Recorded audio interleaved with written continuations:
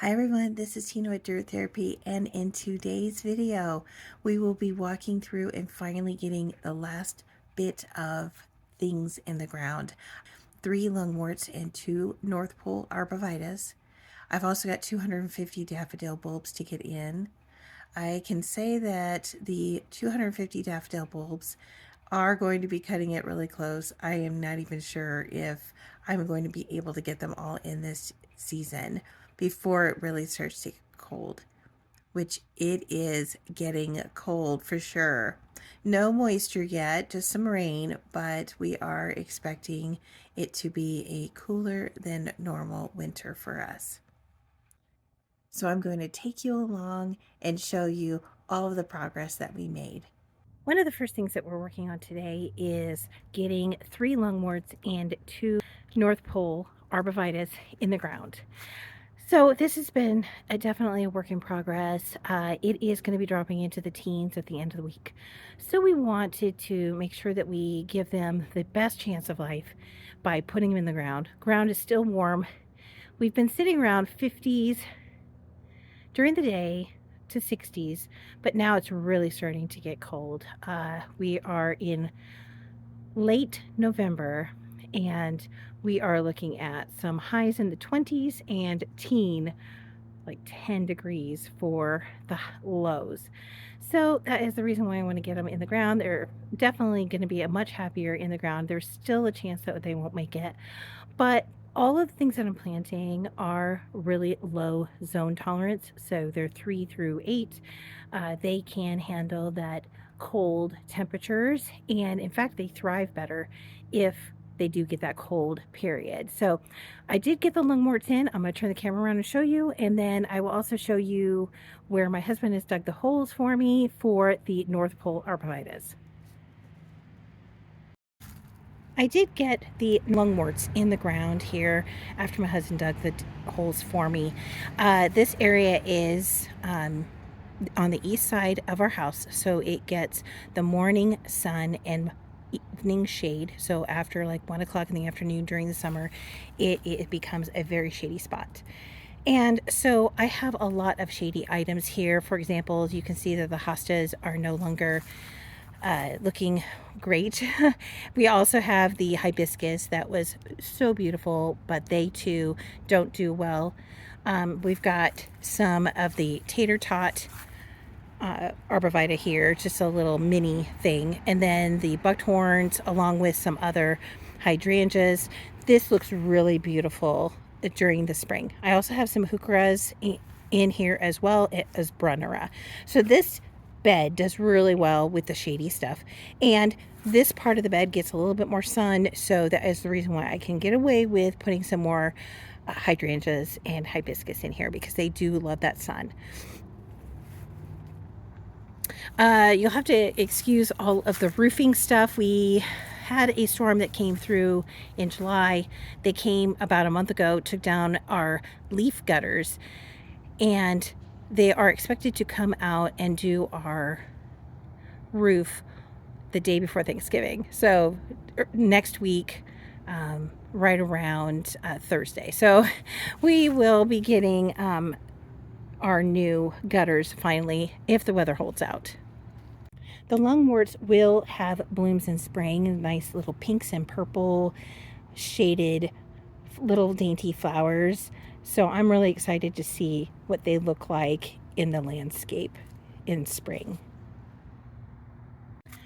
We also have some other cleanup to do. Now, I did mention in one of my previous videos that I don't do much cleanup in the fall, just because my job doesn't allow me to spend a lot of time in the garden in the fall. So all of the cleanups that I do in spring. However, there are a couple things that I will be doing in the fall, like taking and trimming up the hostas and getting those nice and clean for the winter. Just because their leaves don't look the greatest during the winter months, and it just harbors insects. So, but I wanted to show you that even with all these cooler temperatures, we still have some Rise Up Days roses. Loving the climbing rose section. There's even some up there. It's just really sweet. you can see that the red twig or Arctic fire dogwood is looking super beautiful. And that is the reason why I have a few of these in the landscape, because I can come out here, even the taller pieces, because I've had them for a few years, I can come in and cut some of those twigs down and make winter arrangements. Very pretty. Another thing that we're working on is just major cleanup, trying to get things cleaned up for the winter. So you'll see a lot of stuff, and I apologize for the sun glare of my shadow. Here are the areas that we are going to be planting these North Pole Arborivitaes. I've got 2 of the holes that my husband dug, and he put that one over there, the one that you see on the right hand side. He put that one in for me while I was out of town.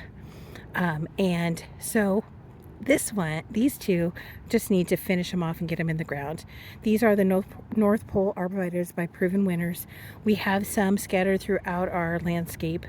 They are really nice. They get to be about 15 feet tall and about 5 feet wide. And that's the reason why I was planting them in a triangle here, is because I want them to eventually kind of hide that big trunk that is behind the screening, because it isn't going to decay anytime soon, and I just want to hide it. The juniper that I had planted here did not do so well. I think what happened is when all of the trees were taken down, it went into a little bit of shock, and did not like the amount of sun that it was getting in this location, because when we planted it, it was in mostly shade. So I think it just didn't like the new environment. So that is the reason why I'm coming in with the North Pole Arborvitae to take its place. So I was able to get the North Pole Arborvitaes in the ground. They do seem really small, but I purchased these before on a small scale, and they have really grown to be really nice. And I will take you around to show you one of those trees now. Here is one of my North Pole Arborvitaes that I planted back in 2022. So that's how long it has been. So just a couple years, a little over, I think it's probably been about just shy of 2.5 years. And they started out just that same size, and now they're taller than me. So probably close to 6 foot, because I think the wall is a little shorter than 6 foot in this area, but it is bigger in some of the other areas. But this is what the North Pole Arborvitae looks like. I have a few more planted in Garden Avenue. This just happens to be one of them. I also am excited. The 9-bark just looks really pretty still. We've got some coral berries that are still hanging on here for life. They're just really beautiful. And then here's another one of those Arctic fire dogwoods, which I am going to be cutting down this one, because if you can see, this is well past 6 feet tall, and I can really cut it back by probably about 1/3, bring it down, because the longer they get, the bottoms start to turn brown, and I don't want them to be brown. I want them to be bright red. So I am going to cut these back pretty soon, so I have some winter color to bring inside my flower arrangements. Well, we got some stuff done, thank goodness. We got those 5 plants in, the 2 North Pole Arborvitaes and the Lungworts. Now I've got about 250 daffodils to go. I also have a lot of cleanup. So we love to enjoy our yard. We have an acre of land here.